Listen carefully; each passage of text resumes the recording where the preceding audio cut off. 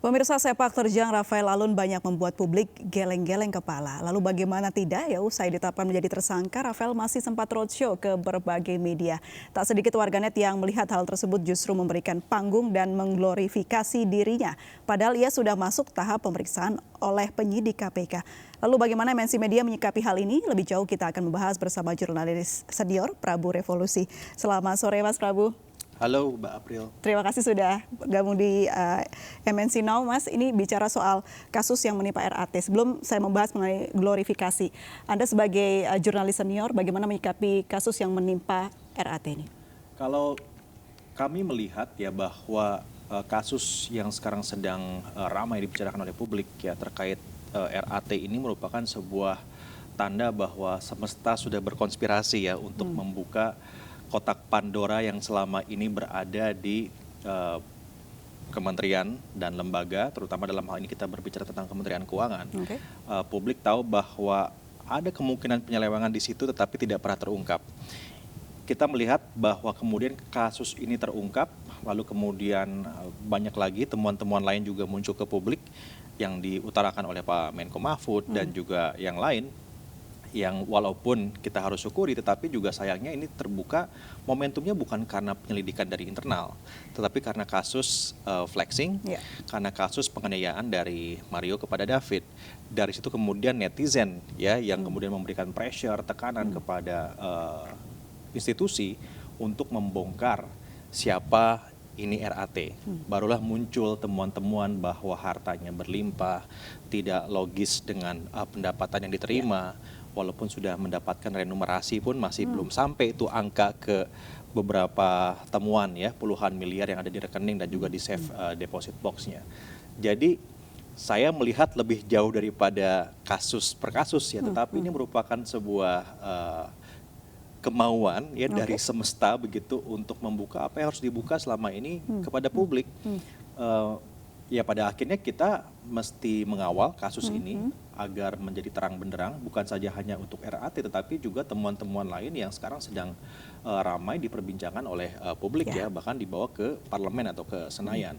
Jangan sampai ini menjadi konsumsi di media saja, tetapi juga harus membongkar ya, memberikan momentum kepada penegak hukum untuk membongkar lebih jauh lagi temuan-temuan yang selama ini sudah diperbincangkan, kita sama-sama tahu tetapi butuh terobosan hukum yang lebih jauh daripada sekarang. Oleh karena itu, ya kita melihat bahwa media dan publik ini harus satu sikap ya melihat peristiwa tersebut gitu. Kita sudah memastikan untuk menempatkan posisi kita di tempat yang tepat, bahwa ada kepentingan publik, ada pajak publik, ada keuangan publik yang harus kita protek dan dipastikan agar penggunaannya itu tepat guna ya, tidak seperti ya temuan yang sekarang beredar di masyarakat. Baik, soal bagaimana jurnalistik harus memandang kasus ini, seharusnya posisi jurnalistik itu di mana sih Mas untuk kasus ini? Jadi begini, dalam banyak hal menurut hemat kami ya, jurnalis memang harus ada di tengah-tengah begitu. Tetapi untuk kasus-kasus yang punya kepentingan pada publik, jelas bukan tentang di tengah-tengah, tetapi tentang berdiri di kaki publik, berdiri di kepentingan publik begitu. Kalau memang kepentingan publik itu di kanan ya kita berdiri di kanan gitu ya, tidak di tengah-tengah lagi. Karena kalau misalnya kita memberikan ruang untuk tersangka begitu, itu bukan lagi tentang prinsip balancing ya, tetapi memberikan panggung ya. Ini hal yang tentu kita tidak inginkan. Kita ingin ya agar para tersangka ini bukan saja hanya RAT tetapi juga tentu mereka nih oknum-oknum yang sekarang belum terungkap ya mendapatkan pelajaran ya dari peristiwa ini, bahwa suatu saat jika memang praktek ini terus-menerus dilakukan ya akan terbongkar, kalaupun tidak oleh aparat, oleh alam semesta begitu ya yang akan membongkarnya. Nah, publik mesti dibela dalam hal ini ya, dan kita dudukan pesannya bahwa yang salah itu salah ya, yang benar itu benar. Walaupun tentu ada proses pengadilan yang akan menentukan secara absah begitu ya, siapa yang benar, siapa yang salah, hukumannya berapa dan seterusnya. Namun demikian kan sebetulnya kita tidak bisa menafikan bahwa pada saat ya kita semua media dan juga publik ya, ini media dan publik saya melihatnya tidak bisa dipisahkan dua entitas ini. Kita sama-sama tahu bahwa kita berada di sepatu yang sama nih. waktu memberikan pressure, tekanan ya kepada aparat untuk bisa membongkar kasus ini, sehingga akhirnya KPK mengambil Langkah ya? mengambil kasus ini dan pada akhirnya menjadikan RAT sebagai tersangka Tersangka dalam dan waktu ditahan. yang cukup cepat.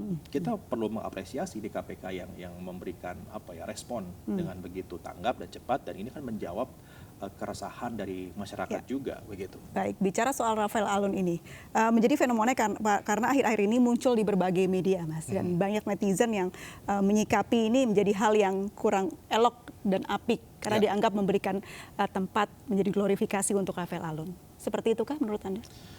Tentu setiap redaksi memiliki kebijakannya masing-masing gitu ya. Saya tidak mau masuk mengomentari kebijakan redaksi di media yang lain ya. Setiap media punya approach pendekatan yang berbeda untuk publik ya yang bertaut pada media tersebut.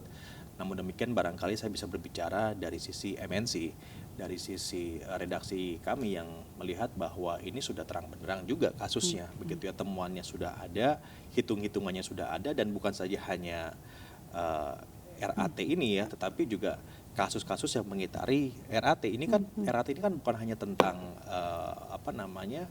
pencucian uang dan juga tindak pidana korupsi lainnya, tapi kan tersangkut pada kasus-kasus yang lain. Flexingnya satu, yang kedua penganiayaan yang dilakukan oleh putranya kepada David yang sampai sekarang masih membekas ya, memberikan satu luka yang mendalam bagi publik. Nah, pada saat ini MNC memilih untuk berada di sisi publik ya. Kita memahami perihnya publik menerima fakta ini, bahwa ya yang muncul di publik kan pajak yang dibayarkan itu ternyata juga dipergunakan seperti ini, walaupun ini oknum ya, sekali lagi ya, ada juga banyak aparatur dari Kementerian Keuangan ataupun juga di pajak yang jujur dan juga melakukan pekerjaannya dengan sebagaimana mestinya, tetapi temuan ini tadi yang saya katakan di awal, ini kayak kotak Pandora begitu ya, yang selama ini jadi mitos, ternyata mitos itu ada gitu. Jadi sebuah kisah nyata kan, kalau mitos itu ada dan nggak ada ya, tapi ini ternyata ini bukan lagi mitos nih, ternyata it happened gitu ya, ada di situ. Jadi kami lebih memilih untuk berada di kaki publik gitu. Oleh karena itu juga sudut pemberitaan kami adalah memastikan agar kasus ini dibongkar secepat-cepatnya, diselesaikan secepat-cepatnya, dan kemudian yang paling penting adalah what next, apa yang perlu dilakukan setelah dari RAT ini. RAT ini kan satu kasus ya yang seharusnya bisa membuka pintu-pintu yang lain untuk membongkar temuan-temuan yang lain. Jadi jangan takut untuk mengutarakan atau membuka ya secara transparan temuan-temuan yang lain, karena sebetulnya itulah yang diinginkan oleh publik.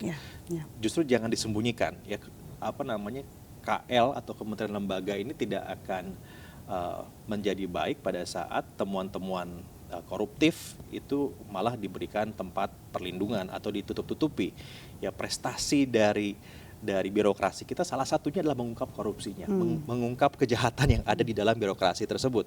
Sehingga jika pimpinan dari atasnya ya, top down, itu memberikan keberpihakan pada pembongkaran korupsi ya, temuan kasus ini kasus itu di kementeriannya, itu malah diapresiasi publik.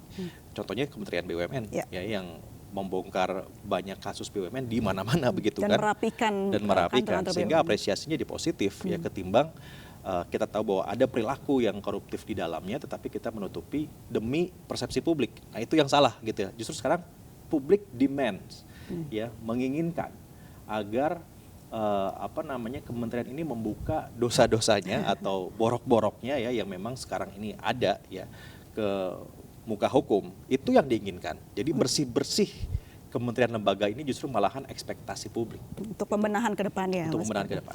Bicara soal bagaimana kita, jadi MNC Media ini posisinya mengarah ke publik ya, untuk bisa memfasilitasi apa yang diinginkan publik. Bicara soal what next begitu Mas Prabu, apa yang akan dilakukan MNC Media ke depan untuk bisa memfasilitasi kita ini? sih akan terus mengawal ya kasus ini sampai tuntas. Bukan saja hanya RAT salah satu bagian.